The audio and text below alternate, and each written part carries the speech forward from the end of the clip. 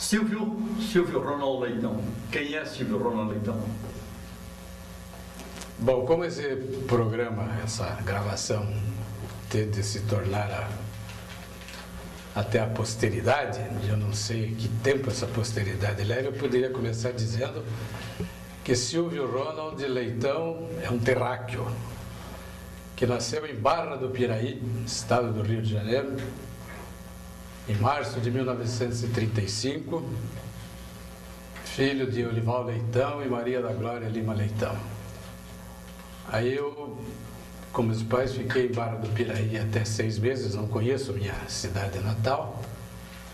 E posteriormente morei uns anos no Rio e vim com 7 anos para Curitiba. E aí, daí para frente, com certeza me tornei um bicho do Paraná. Porque aqui em Curitiba foi onde fiz toda a minha vida, tive meus filhos, meus amigos, meus interesses. Tudo então está aqui em Curitiba, uma cidade que realmente eu adoro e tenho muito orgulho de ter escolhido Curitiba como lugar para morar. Mais ou menos seria isso. E o seu início no rádio, como é que o Silvio Ronald começou a trabalhar no meio radiofônico?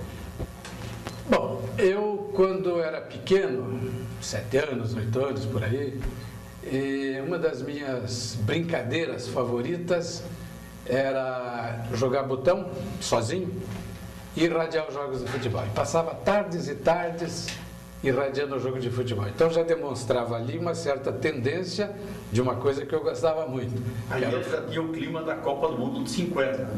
Mas isso foi antes, né? Uns 7, 8 anos antes. Eu era pequeno. A Copa do Mundo eu já devia ter uns 15 anos. Que, aliás, assisti a primeira Copa do Mundo, alguns jogos. Mas então, quando eu tinha 20 anos, um dia eu lembro, na Rua 15, ali na Boca Maldita, que nem se chamava assim ainda, encontrei o Zé Carlos Baraúna, que, para quem não sabe, era um excelente locutor, famoso na época, trabalhava na emissora. E conversando com o Baraúna, eu disse para ele, pois sabe, eu tinha vontade às vezes de fazer um negócio de rádio, eu acho que eu tenho jeito, não sei o quê. Ele disse, mas você quer mesmo fazer rádio? Eu digo, não, gostaria de ver se dá certo e tal. Então ele disse, então vem aqui. Aí me levou no edifício Mauá, onde funcionavam os escritórios da Rádio Colombo. E lá me apresentou, eu já conhecia assim de vista, mas me apresentou oficialmente ao Vinícius Coelho, que era o chefe de esportes da Rádio Colombo, na realidade chefe dele mesmo, porque só tinha ele, né? E a Rádio Colombo tinha 27 dias. E eu comecei a trabalhar no dia 27 de maio de 1950. E por coincidência, 27 de maio é o dia do aniversário do Vinícius, né? Coisa interessante. E aí a gente ia até Colombo, porque os estúdios ficavam em Colombo, e todo dia de tarde, quer dizer, isso em fase de experiência. Foi numa quinta-feira, eu fui quinta, fui sexta, fui sábado, domingo, o Vinícius já me pôs no ar, fizemos uma resenha esportiva, e ali foi, a gente vai aprendendo, vai tentando fazer a coisa cada dia melhor, mais certo, e fiquei na Rádio Colombo brincando de fazer rádio durante vários anos. Uma coisa que eu acho que seria interessante registrar, aos domingos a gente fazia a resenha esportiva. No final da tarde, no começo, na noite? De noitinha. Mas não transmitia os jogos? Não, só tinha esse programa de esportes e a resenha esportiva no domingo. Mas o importante da resenha é que nós, não nesse começo, mas pouco tempo depois, a gente chegava a dar assim, 100 e tantos, 200 resultados de futebol, pegando no lápis. Quer dizer, eu pegava um, Vinícius pegava outro, pegava outro, quando somava tinha 200. Quer dizer, hoje existem 10 caras para fazer isso, com 500, não sei o quê. Com internet. Dizer, a vida não era muito fácil naquela época. E você foi narrador desde o início? Como é que foi o seu primeiro jogo? Bom, a Rádio Colombo não transmitia. Um dia veio jogar aqui o Flamengo, por sorte o meu time, e veio jogar com o Monte Alegre, que era o campeão paranaense do ano, isso foi em 55. Aí o Vinícius convenceu o Ronald Stresser, que era o dono da rádio, a transmitir o jogo. E o Ronald ficou com medo, né? Não tinha transmitido, meteu o troço de cara no ar, ele não quis. Então ele autorizou que a gente fosse ao campo, instalar a linha, a gente gravou, quer dizer, gravou no estúdio, né? E a gente transmitiu lá Jorge Cury e Antônio Cordeiro, meio campo para cada um, né?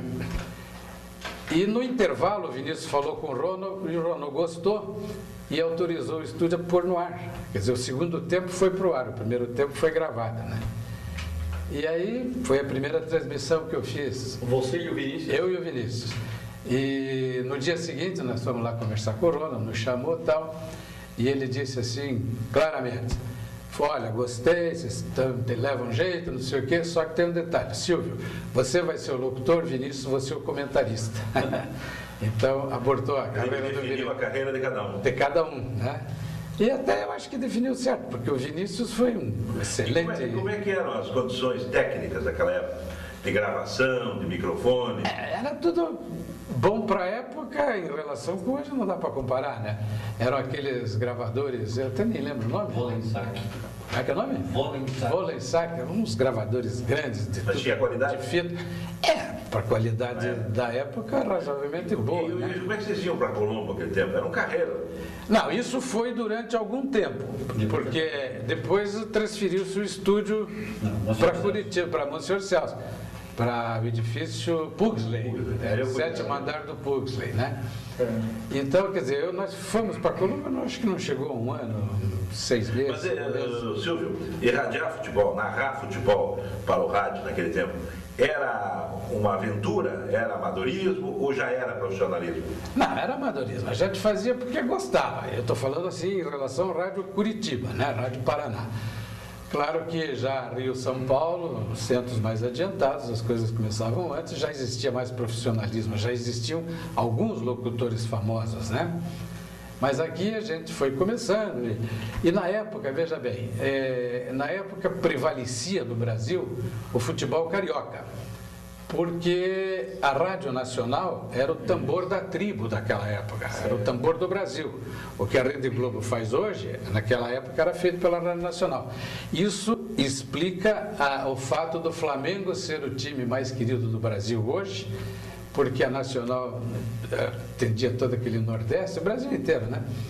Então o Flamengo firmou raízes naquela época. Hoje você veja, o Corinthians, com a predominância do estado de São Paulo em todos os setores sobre os outros estados, o Corinthians vem ganhando corpo a cada ano. Se continuar assim, o Flamengo não ganhar os campeonatinhos, aí a coisa vai mudar um pouco logo. Mas você teve chance de trabalhar no Rio de Janeiro? Tive.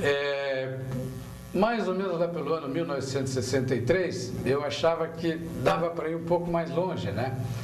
E eu levava alguma vantagem sobre alguns companheiros, não pela qualidade de locução, mas pelo fato de transmitir basquete, eu transmitia voleibol e entendia de vários esportes, né? Então eu fui ao Rio de Janeiro, conversei com o Avelino Vieira, que era o diretor executivo do esporte da emissora Continental, que ele se chamava Emissora Continental, que está em todas, cujo locutor principal na época era o Valdir Amaral, um dos grandes nomes do rádio esportivo do Brasil. E acertei com o Avelino Vieira de ir para a Emissora Continental. Só que cheguei em Curitiba de volta, já recebi forte pressão familiar para não ir para o Rio de Janeiro. E, coincidentemente, nessa época, apareceu no escritório lá onde eu trabalhava, o Jair Brito e o Lazinho, o Evilásio Vieira, dono da Rádio Nereu Ramos, que já havia me convidado várias vezes para ir trabalhar na rádio dele de Santa Catarina, na Nereu Ramos. E eu sempre dizia, Lazinho, eu não posso ir, tá? Eu estou estudando, tá? E eu estudava Direito. E nesse dia ele apareceu lá e disse, olha, não vem com aquela conversa de estar estudando, que eu sei que você se formou, então agora você vai. E aí eu despedi uns dias para pensar, não sei o que, falei em casa, aí a pressão mesmo se materializou e eu resolvi atender os anseios de mamãe, né? E em vez de ir para o Rio, fui para Blumenau e não me arrependo, era uma excelente rádio, Nereu Ramos. Muito bacana o tempo que passei lá, junto com o Jair Brito, que foi dirigir a rádio, e eu para ser o locutor. Deixa eu só voltar um pouquinho, Carneiro, para pegar um pouquinho da história. Eu acho que esse depoimento do Silvio, dos anos 50, do começo do rádio, é uma época importante. Queria que você descrevesse um pouquinho o ambiente de Curitiba, na época que você começou, e depois o ambiente do rádio do Paraná, e o rádio esportivo aí indo dentro de uma Uma lupa. Certo. Bom, o rádio esportivo, a partir daquele momento, com a entrada da Colombo querendo fazer alguma coisa, a emissora paranaense já fazia, com o Maurício Fruit, a Marumbi já fazia com o Rinaldo Cunha, a B2, né? Tinha o Ribas de Carvalho primeiro, depois o Mário Vendramel e outros, a Guairacá com o Rocha Braga, que é a figura inesquecível, né? Então, e começaram as rádios, a própria, logo depois também a Rádio Cultura, com a Aloar Ribeiro. Então, você veja, eram 6, 7, 8 rádios transmitindo futebol. Então, mas era uma briga sadia. Naquela época, parece que o mundo era um pouco mais ingênuo, talvez, não sei, o melhor. São coisas que a gente não pode comparar, né? Valores. Um dia desse até esse negócio... O mundo era mais inocente. Mais inocente. Um dia desse eu estava assistindo na televisão o aniversário do Internacional e entrevistaram alguns jogadores daqueles mais antigos. E um deles foi o Cláudio Mino, centroavante, famoso, baixinho, fazia gol para burro. Então o cara perguntou para ele: Cláudio Mino, qual é a diferença entre o futebol de hoje, ou entre o jogador de hoje e o jogador do teu tempo? Ele parou um pouquinho, pensou e disse: bom, cara, os caras hoje são atletas e nós éramos jogadores de futebol. Não dá para comparar, né? Quer dizer, o jogador de futebol era uma coisa, o atleta é uma coisa, N vezes N, é diferente. Industrializado. Né? E a mesma coisa, quer dizer, a gente não pode comparar. O futebol virou de alto rendimento, né? Exatamente. Então, eu tenho que ser primeiro um atleta, depois jogador. Exatamente. E antigamente não se exigia do craque tanto condicionamento físico. A maior prova disso, Carneiro, é o fato que um jogador, vamos dizer, de meio de campo, né, que é o cara que mais corre, né, mais cadenciado, mas é o que corre mais, né? Os pontos, os troços dão pique, esses aí correm o jogo inteiro. Eles corriam 7, 8 quilômetros, 6, 7 quilômetros, o jogador corria bastante. Hoje eles correm 13, 14 quilômetros por jogo. Então você veja que é o dobro, né? Então o cara tem que ser o dobro, não digo o dobro de homem, mas o dobro da condição Mas como é que a física. narração do futebol no rádio era mais rápida antigamente? Era assim, o Rio de Janeiro era uma narração mais lenta. Os Cobras do Rio eram os caras da Nacional, Antônio Cordeiro e Jorge Cury, que tinha um vozeirão lindo, né? O do Valdo Cosi, né? Que para mim no Rio era o melhor. Você era da Tupi? Ele era da Marinque Veiga, né? Depois foi para Tamoio. E naquela época eram esses aí. Depois apareceu o Alcei Camargo, apareceu quem mais? Zé Cunha. Bom, Zé Cunha era mais de televisão. E em São Paulo tinha uma gente muito boa. E na Jovem Pan tinha o Pedro Luiz, a dupla famosa Pedro Luiz e Mário Moraes, e eu considero o Pedro Luiz o melhor locutor esportivo que o Brasil já teve. Se você analisar sobre qualquer aspecto que você analise, pela fidelidade, porque ele era fiel, ele não errava o jogador, pela situação da bola no campo, ele dizia: a bola está com fulano, tem fulano à sua direita, fulano à sua esquerda. Pô, ele falava ligeiro, claro. O Cosi não falava assim, mas o Cosi também transmitia em cima, só que omitia uma série de detalhes. O Cosi era mais poético, né? Mas era muito fiel também. Depois houveram outros locutores que era fácil você perceber o cara que irradia atrasado e o que irradia em cima da bola, né? O radinho de pilha no estádio acabou com a carreira de muito narrador, né? Atrapalhou a vida de muita gente, principalmente daqueles que não falavam tanta verdade, né? Engajavam outro jogo, né? Passa raspando atrás, pô, bola. Agora, o rádio daquela época, do rádio do Paraná, da época que você começou, digamos, dos primeiros anos, do grau de profissionalismo, da qualidade da narração, da cobertura que havia jornalística do esporte do Paraná. Ele foi crescendo lentamente, porque você veja, para qualquer coisa que se faça no nível de entretenimento, rádio, jornalismo, esse negócio, você tem que ter dinheiro, você tem que ter verba. Por exemplo, um cara se destaca, um locutor se destaca, você tem que pagar o camarada. E como todo mundo era amador, os donos de rádio não queriam que os amadores virassem profissionais, né? Não havia muito interesse. Mas aí, o que ajudava a gente é o fato de ter 8 estações transmitindo. Então, exatamente, aí o camarada queria pegar uma aqui, o cara disse: se eu perder esse cara, eu perco o patrocínio. Então, aumentava. E aí a gente, sabe como é que é? Se virava do jeito que dá. Da época, Silvio? Assim, olha, é meio difícil falar, Jota, porque veja o seguinte: o Brasil teve quantas mudanças de dinheiro, né? Mas vamos dizer, para o nível de hoje, o salário de um iniciante, assim, sei lá, 500, 600 reais, não passava. Era pouco, né? Não passava. E as figuras da época, citou o Rocha Braga. Eu tenho um pequeno perfil, por exemplo, do Rocha Braga, do Maurício Fruit, do Vini Gonzer. O Rocha Braga, ele era da Guairacá, ele era um sujeito muito espirituoso, né? E até, porque eu não convivi, vamos dizer, intimamente com o Rocha Braga. No Rio também, né? Isso eu não Parece sei. um curto período. Mas ele era um cara muito querido por todos. Mas ele era brincalhão, fazia safadeza para os outros, aqueles negócios todos, né? E todo mundo gostava dele. Já o Ribas de Carvalho, com quem eu tive mais convivência, era um belíssimo locutor e uma pessoa mais séria, né? Machado Neto era outro que gostava. O Túlio Vargas foi bom locutor? O Túlio foi anterior à minha época, né? Dizem que radiava bem, né? O João Feder também foi antes de você? Feder foi antes. E o Maurício Fruit? Maurício, eu tive o prazer de trabalhar com ele logo no comecinho, quer dizer, 1 ano, 2 anos depois que eu estava... Não, 6 anos depois, na emissora paranaense. Ele tinha uma equipe, uma equipe cuja safra desse ano lá foi muito boa. Foi uma safra de onde saíram o Ayrton Cordeiro, hoje um nome de prestígio e excelente narrador, Antônio Cury, né?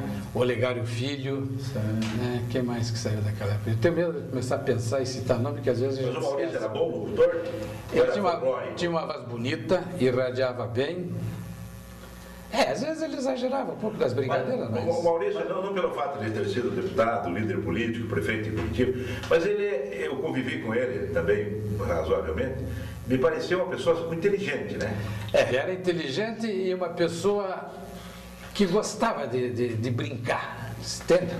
A característica do Maurício, ele fazia tudo, ele fazia sério, mas com alegria.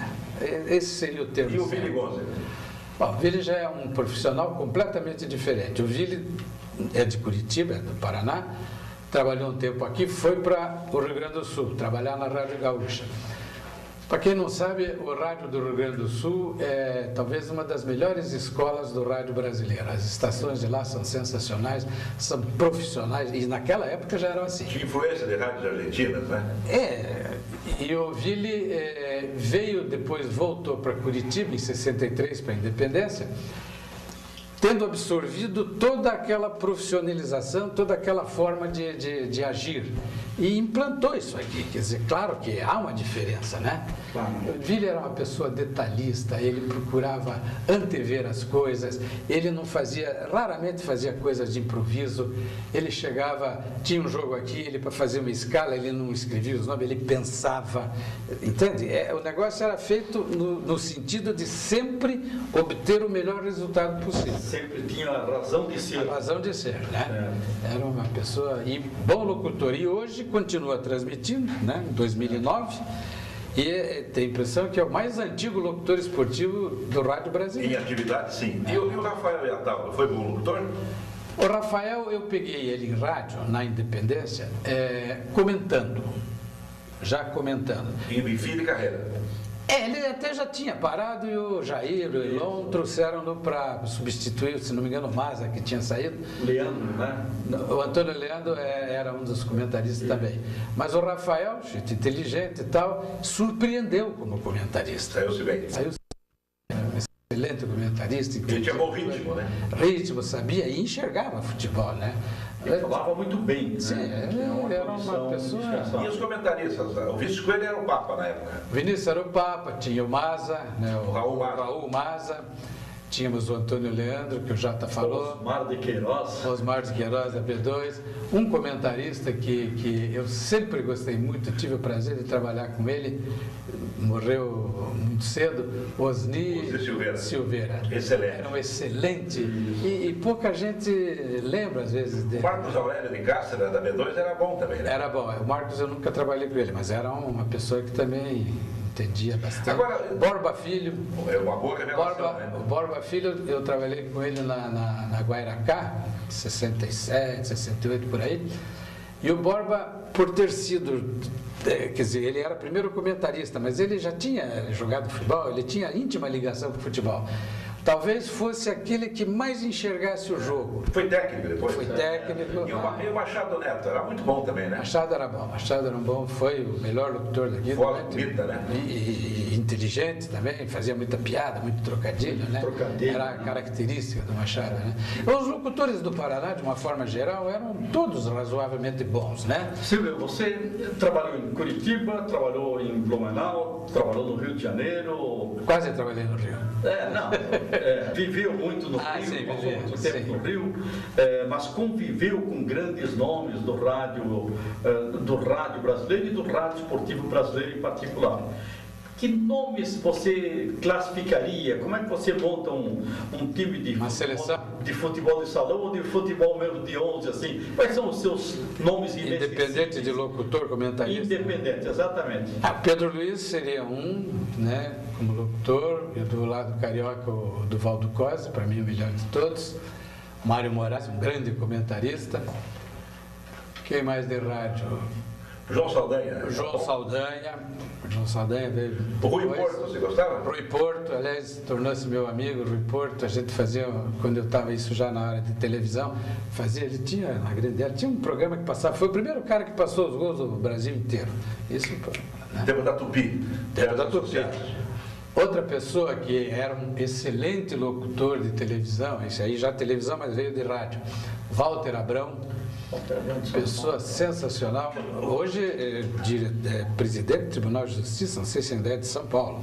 Ele foi político, né? Foi, Walter, ótimo. O Geraldo Zé de Almeida era de rádio, depois foi para televisão. E tinha um tipo diferente, né? Ele fazia aquele tipo, sei lá, mas animador não tinha a fidelidade. Esse que era o problema. Como o Edson Leite, era um excelente locutor, empolgava, não sei o quê, mas se você fosse analisar, ele não era fiel, quer dizer, tem uma história gozada que ele radiou um jogo, atire gol, ele dizia assim, atire gol, fulano, disse o nome do ponta direita, disse o nome de um cara lá, fez, aí o Mário Moraes, ficou do lado dele, fez assim com o dedo, né? Fez assim com a coisa, e aí começou, fulano, né, o ponta direita, o cara assim, quer dizer, foi até o ponta esquerda, tinha sido o ponta esquerda, quer dizer, tinha muita bossa, mas não era tão... Não tinha compromisso com a verdade. Exatamente. O que você radiou mais, além de futebol? Turf, basquete, o quê? Eu radiei, basquete eu radiei várias vezes, inclusive Campeonato Brasileiro, várias coisas. Voleibol cheguei a radiar, uma vez, isso, mas também televisão, mas vale a pena contar, porque é gozado. Na TV Iguaçu, se não me engano. O Renato estava lá nessa época. E nós fomos radiar um jogo de exibição do, acho, Thomas Koch, um daqueles cobras da época, quanto acho que o Micuim, o nosso Micuim aqui, o Ivo Ribeiro. Aí nós fomos, o jogo era no Círculo Militar, no ginásio do Círculo. Fomos colocar a câmera, obviamente com o futebol se colocava a câmera no meio do campo, a gente colocou no meio, né? Aí eu parei, comecei a olhar e alguma coisa não estava batendo, né? Para não ficar assim transmitindo. Aí alguém teve a dizer, que tal se colocar no fundo? Colocar, mas sem saber que se colocava, onde se transmitia. Nem sei se transmitia já, né? Provavelmente sim. E aí, graças a Deus, colocamos no fundo para irradiar. E foi, mas, custou para chegar a essa Você é turfista, né? Eu gostava muito de correr cavalo, tive cavalos de corrida, 2, né? 2 era muitos, né? Mas eu gostava. E uma época, o Luiz Renato Ribas, ele entusiasmo dele, disse, por que você irradia turf e tal? E tanto insistiu que eu resolvi tentar.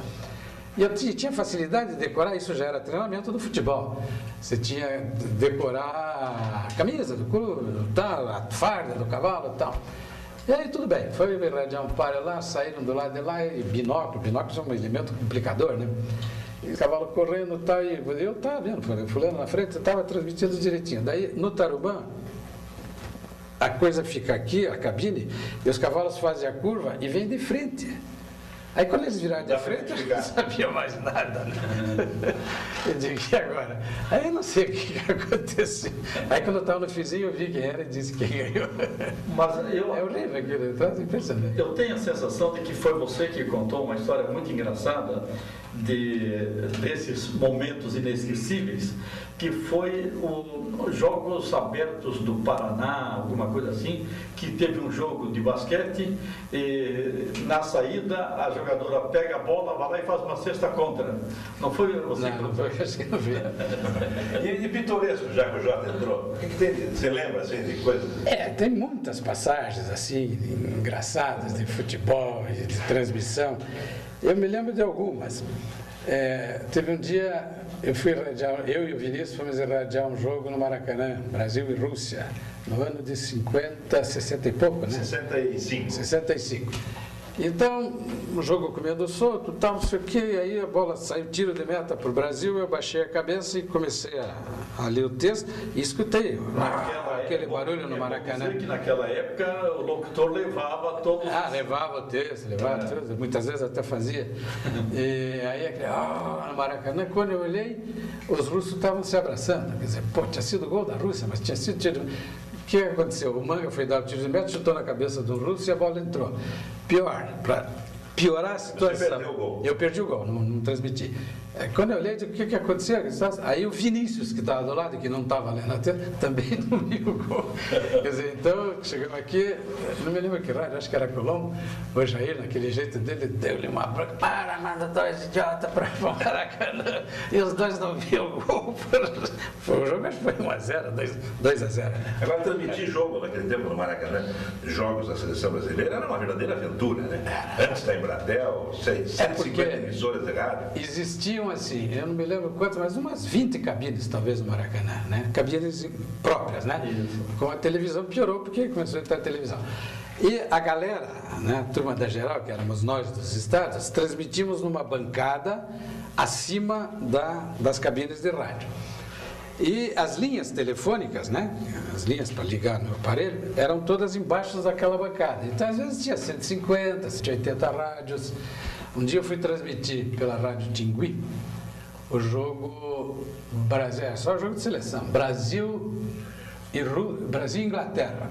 Brasil e Inglaterra. Foi logo depois da Copa do Mundo, né? Acho que foi em 59 o jogo do Julinho. 59, jogo do Julinho. Foi vaiado, que entrou lá do Garrincha e foi melhor em campo. Exatamente. Bom ter gente mais moça que lembra bem.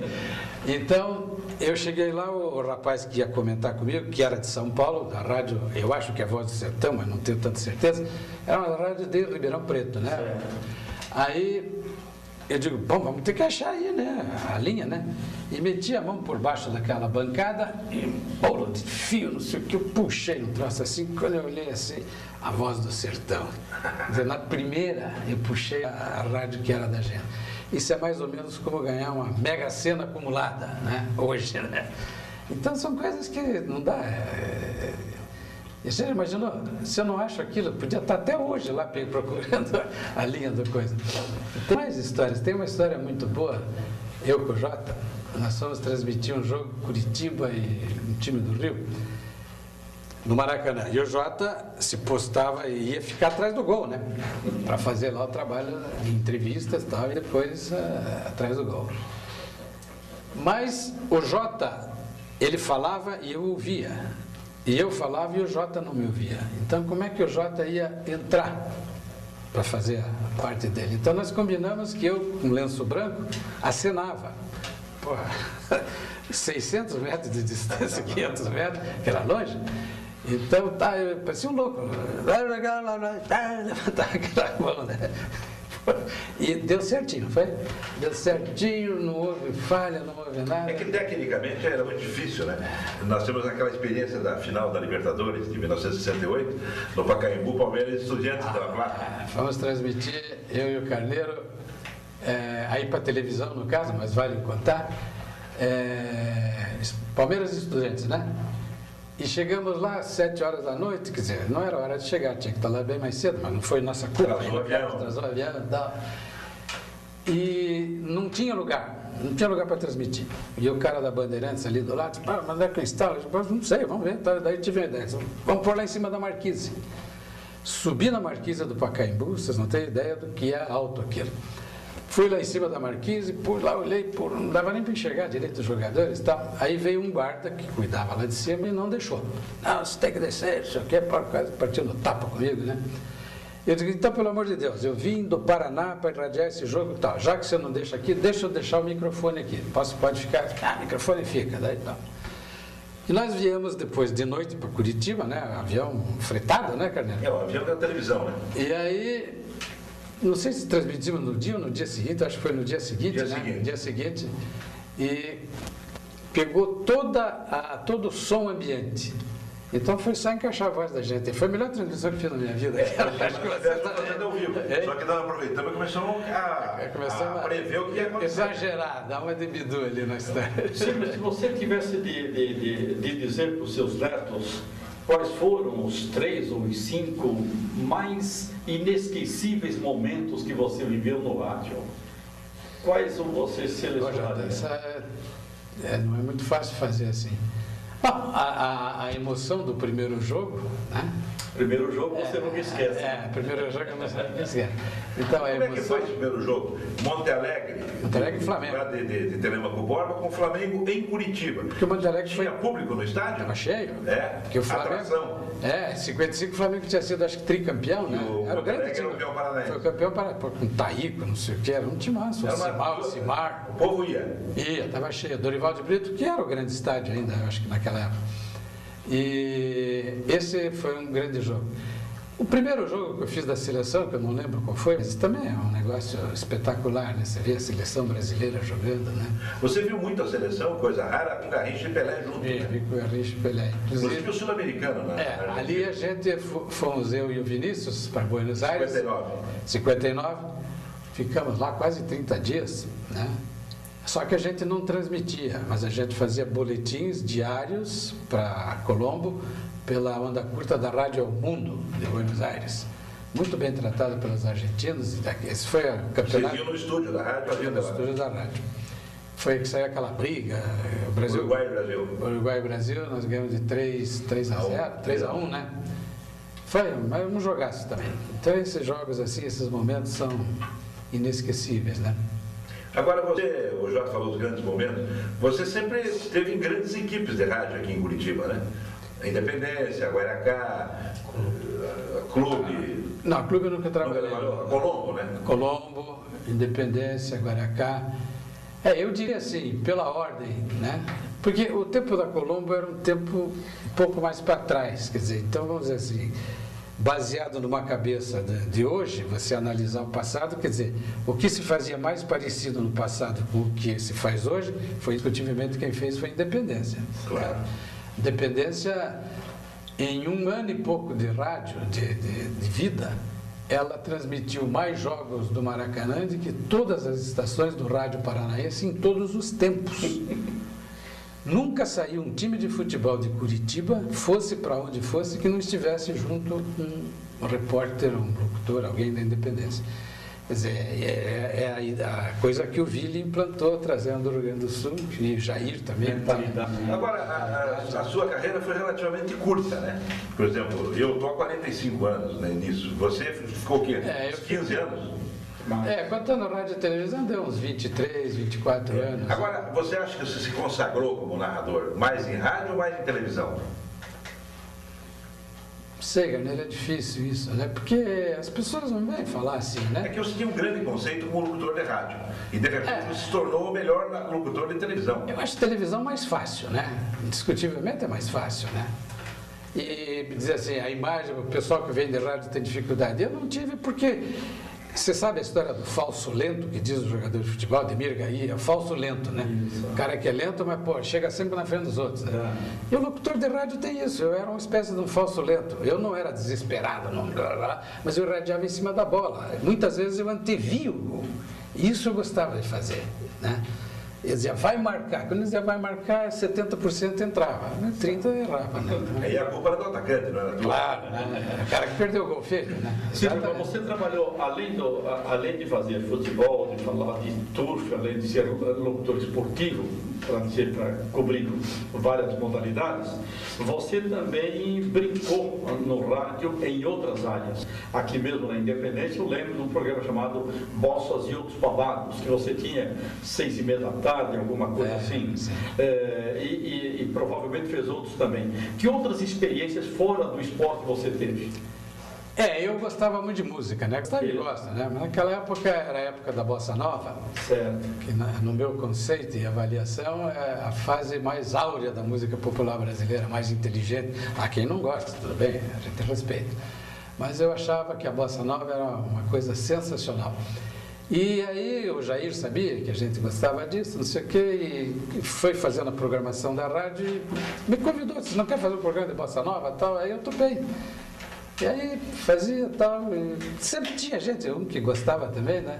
E era uma coisa que me dava muito prazer fazer isso. Em Blumenau, na Rádio Nereu Ramos, o tempo que passamos lá, como eu fui contratado para transmitir futebol, eu era locutor esportivo, eu não posso ficar 22 horas por dia sem fazer nada, né? Então comecei a trabalhar em outras coisas da rádio. Lá foi onde eu fiz mais coisas. Eu fiz até novela na Rádio Nereu Ramos. Eu lembro que era o avô, né? Avô de uma moça, da heroína, lá da coisa. E um dia, rapaz, me deu uma tosse desgraçada na hora do coisa. Mas avô tem que tossir, né? Pois é, sorte que eu era avô, né? E aí, quando eu consegui parar de tossir, estava fora do script, e eu disse assim, essa tosse ainda me mata, tá? E aquilo fez um bom sucesso, porque para os caras que estavam ali perto, né? Agora, você tem passagens no rádio incríveis. Tem uma que você alugou um avião para irradiar um jogo? Aí tem a face negra e a face branca da história. Eu estava na Rádio Tingui, isso 59, 60 por aí, e na Rádio Tingui o Buluca, que era o chefe da equipe, me escalou para transmitir o jogo do Atlético com o Rio Branco, lá em Paranaguá. E era o jogo principal da rodada. Você vê, naquela época o jogo principal ia uma pessoa só. Aí eu fui, tudo certo, tá. Aí eu gostava de sábado à noite conversar com os amigos, tal, né? Dar um portejo por aí e tal. Eu não sei se eu me comportei mal naquela noite, né? Eu sei que quando eu acordei no domingo era 11h30. E para ir para Paranaguá naquela época, você levava 3 horas de ônibus, né? E não tinha outra condição, né? 3 horas, meio-dia e tal, eu falei, pô, como é que eu vou? O ônibus não tem toda hora. E não tinha BR-277. Era a estradinha lá. Graciosa. Graciosa. Aí eu acordei desesperado, digo, o que eu vou fazer? Pode falhar num troço desse? O teu desesperado é isso aí que você está fazendo agora. Não, eu fiquei bem mais. Não, agora eu não estou porque eu já tive a solução, né? Mas então eu lembrei, eu digo, pô, táxi aéreo. Então eu liguei para o táxi aéreo e tal, acertei preço. O preço que eu paguei para me levar lá era muito maior que o meu salário, né? Aí meio-dia fui na rádio para pegar o material, o operador, quando me viu, ficou desesperado. Pô, o que você está fazendo aqui? Isso vai irradiar em Paranaguá? Eu digo, não se preocupe. Eu não falei nada para ele. Peguei o material, 3 horas estava lá, né? Quer dizer, então, o rádio era mais irresponsável. O fato de dormir, você não podia fazer isso. Mas também tinha parte da responsabilidade, né? Quer dizer, agora, só um detalhe. Você foi irradiar um jogo do Atlético em Paranaguá, só o narrador. E eu não tinha nem um repórter para fazer entrevistas, então? Não. E isso não fazia falta na transmissão? Claro que fazia, mas pouca gente levava, né? Isso aí, você vê, são 59, 60. Mas eram transmissões pobres no interior, então? Eram pobres. Depois foi começando a pôr, né? Mesmo antes da independência, o pessoal já usava. Agora, a sua carreira foi curta como locutor, porque você foi vereador para o lado comercial, né? E como é que gostaria que você fizesse depoimento também, que é uma coisa importante. Como é que funciona essa engenharia comercial, que é o que o povo não vê, né? Mas é o que banca o funcionamento da rádio, da televisão, do jornal. O departamento comercial, obviamente, é aquilo que injeta o sangue nas estações, que é a grana dos comerciais vendidos. Tá? E eu, durante o começo da minha carreira, de certo tempo, eu comecei a perceber que o lado bom da coisa, em termos financeiros, era o lado comercial. Né? E comecei a trabalhar, pegar um patrocínio aqui, um negocinho ali. Mas depois eu comecei a levar mais a sério. Então eu fui gerente comercial de uma grande firma de representação de veículos de publicidade, de comunicação no Brasil, que era a MA Galvão, era a segunda do Brasil em tamanho. E depois eu passei para o Jornal do Brasil. Aliás, antes disso, eu cheguei a ser diretor comercial do Canal 6, né, no tempo do Walter Mazella, na televisão.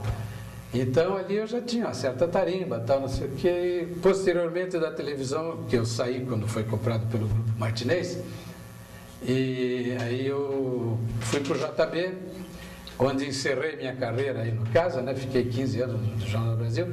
E nessa altura, tinha um nome muito grande. Era uma escola, né? Era o grande jornal do país na época, né? Claro. Era o grande jornal.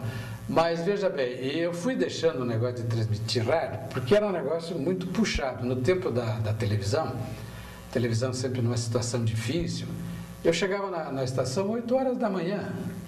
E não posso nem dizer o que mais ela me falava toda manhã. Você tem que sair, senão nós estamos e tal, né? E eu saía às 8 e voltava às 11 horas da noite para casa.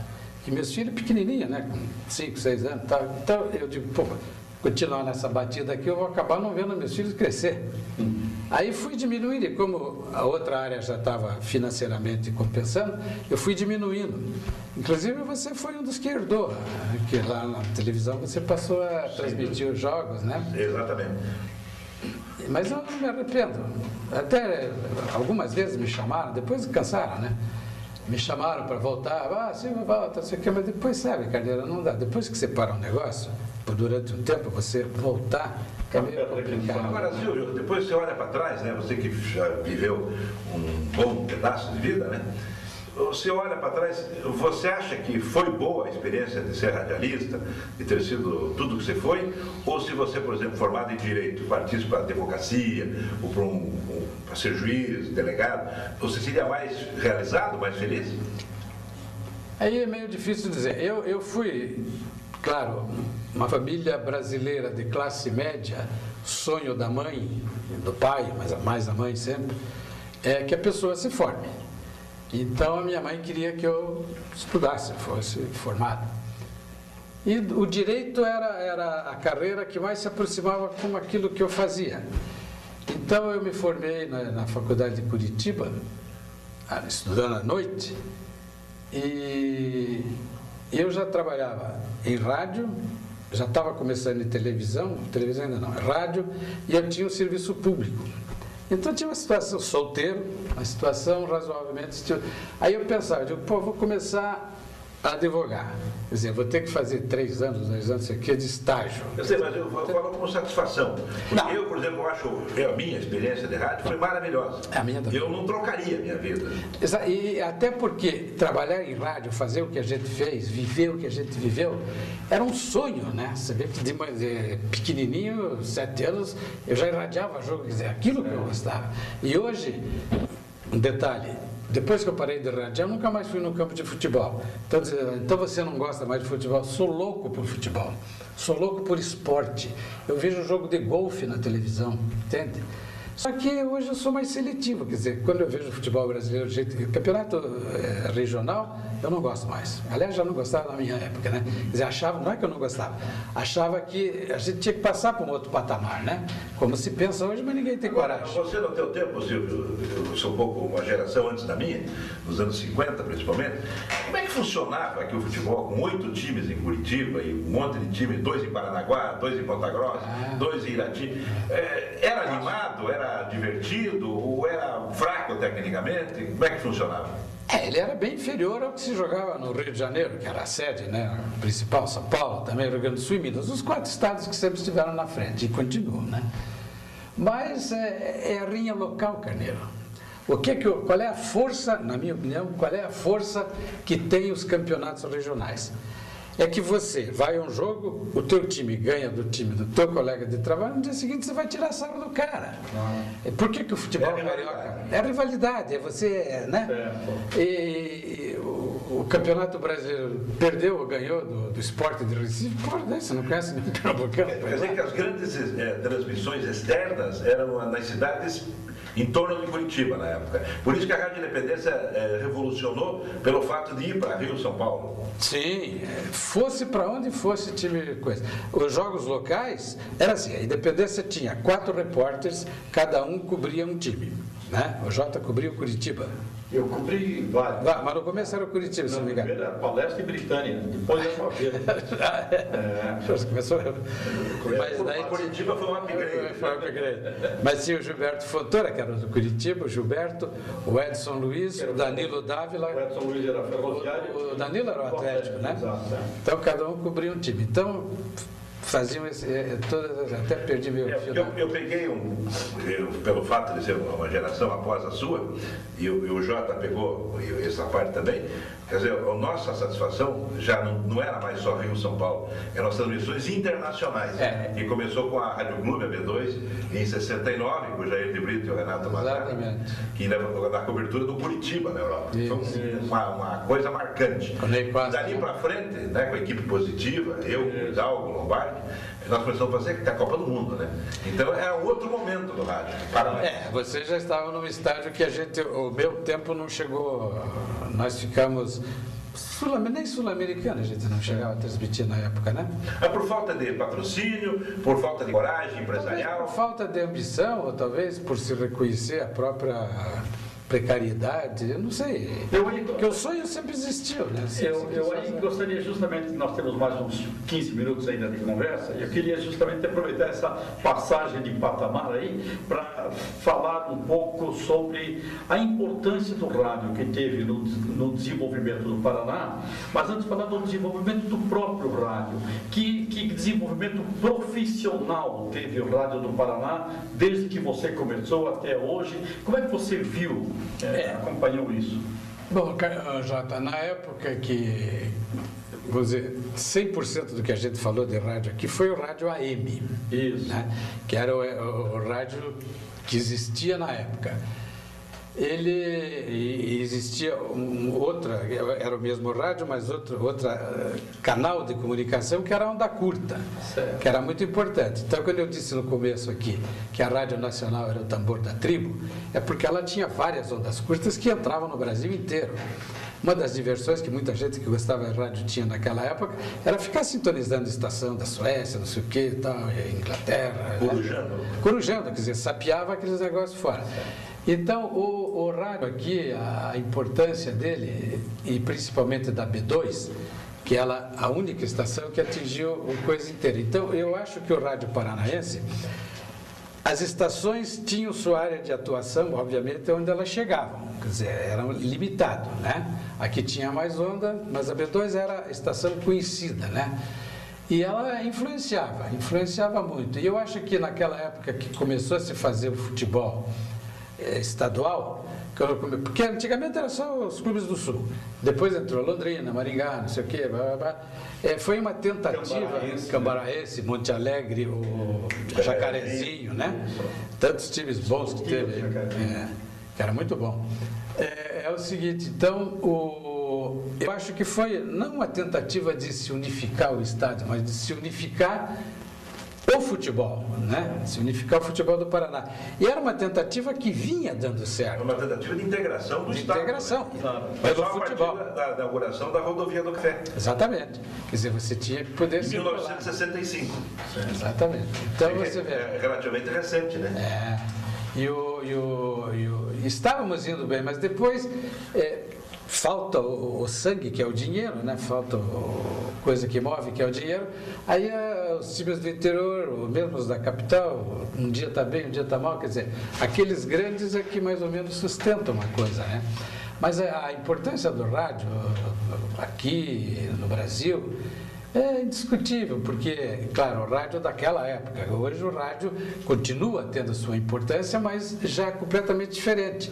É a FM hoje que manda, né? Uma curiosidade, como é que o rádio de Curitiba convivia com essa força do rádio nacional, da Rádio Marinho que veio? Essas emissoras, elas entravam aqui só através da onda curta ou vinham pelas ondas médias também? A Nacional acho que vinha pela onda média, mas não era uma coisa tão certa assim. Então não era uma concorrência diretíssima? Não, direta não, mas ela tinha força, muita força. Vinham depois das 4 da tarde com a propagação. À noite elas entravam. Depois das 4 da tarde com a propagação do ar, aí elas começaram. O rádio local tinha o espaço dele? Tinha o espaço dele.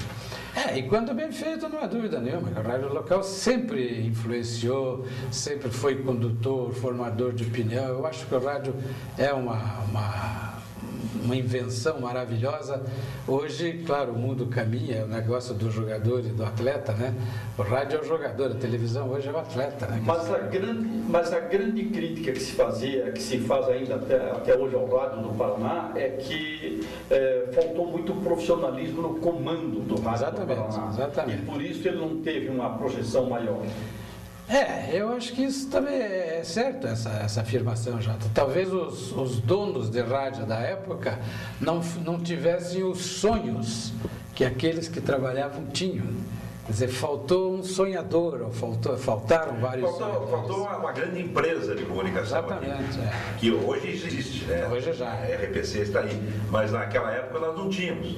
Eram rádios políticas, né? Tinha a rádio do grupo do fulano, e desgraçadamente depois já eram as rádios das religiões, né? Aí ficou uma coisa absurda, né? É política e religião, e nós, radialistas, fomos prejudicados, não acha? Exatamente. Tudo isso, todas essas modificações, quando tira o profissional do foco principal da questão, tende a fazer com que a qualidade do rádio vá caindo. Mas mesmo assim, apesar desses percalços, eu continuo achando que o rádio teve a sua época, fez o seu papel, e eu, modesta parte, devo ter contribuído com alguma coisa, e sinto muito prazer, viu, Carneiro, muito orgulho de ter sido radialista. E pena que a carreira não foi um pouquinho mais longa para contar mais histórias para vocês aí.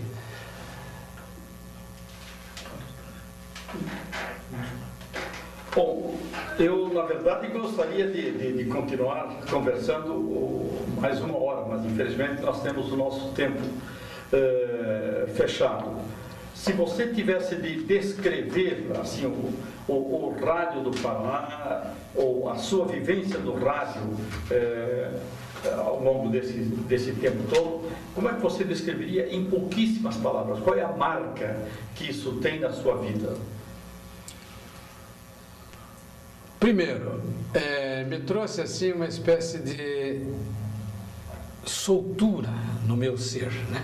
Eu era uma pessoa tímida, assim, tal. Hoje não, desde aquela época a gente já é mais solto, e trouxe assim grandes influências, Jotas, no modo de vida da pessoa, no pensar, no abrir a cabeça, no conseguir fazer alguma coisa que você sonhava. Eu acho que tudo isso vai moldando a pessoa e as pessoas que trabalham no rádio. E o rádio também sempre influenciando, sempre levando coisas novas, noticiário, o esporte, a música.